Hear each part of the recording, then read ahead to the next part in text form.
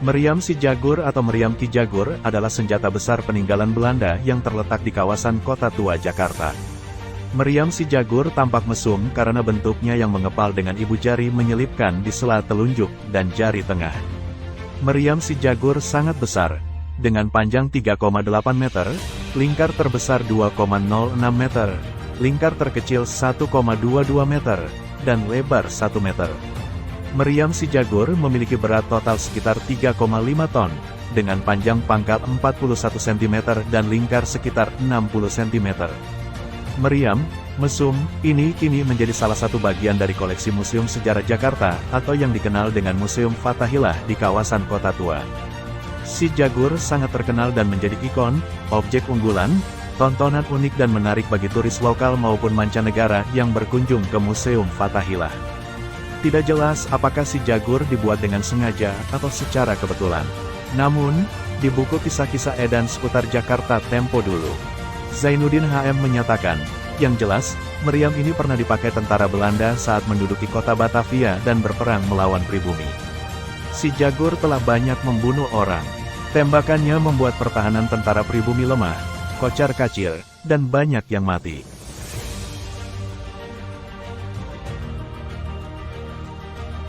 Menurut catatan orang-orang Belanda, seorang Portugis bernama Manuel Tavares Bocaro membuat meriam ini.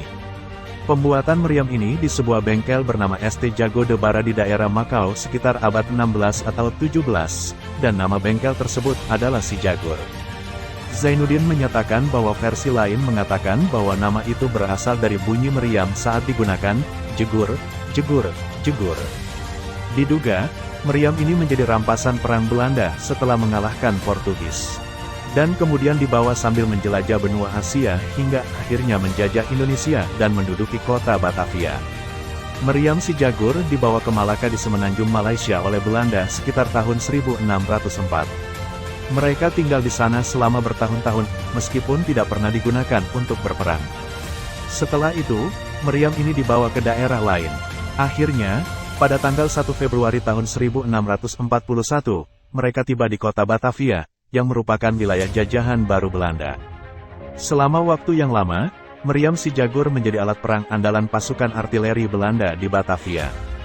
Belanda menempatkannya di salah satu benteng di kota untuk melindungi pelabuhan dan kota dari serangan musuh. Ketika Kastil Batavia dihancurkan oleh Gubernur Jenderal De Andelst, meriam ini ditinggalkan begitu saja. Orang-orang Belanda ramai-ramai hijrah ke Weltervreden, kawasan Gambir dan Senen, dan Mr. Cornelis, Jatinegara, karena beratnya.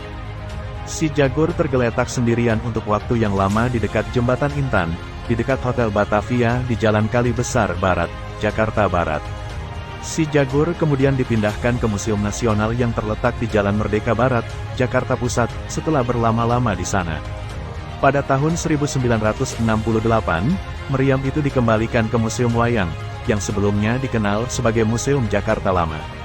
Pada tahun 1974, meriam itu kembali ke Taman Fathahillah, yang terletak di sebelah Museum Sejarah Jakarta.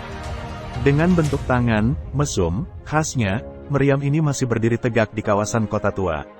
Selama waktu yang lama, meriam Si Jagur menjadi alat perang andalan pasukan artileri Belanda di Batavia.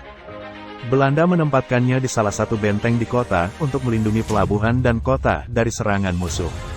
Ketika Kastil Batavia dihancurkan oleh Gubernur Jenderal De Andelst, meriam ini ditinggalkan dan orang Belanda ramai-ramai hijrah ke Weltervreden.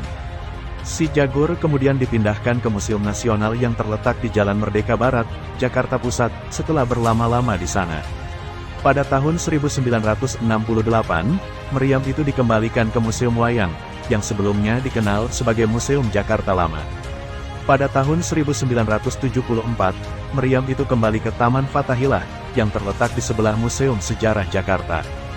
Dengan bentuk tangan, mesum, khasnya, meriam ini masih berdiri tegak di kawasan Kota Tua.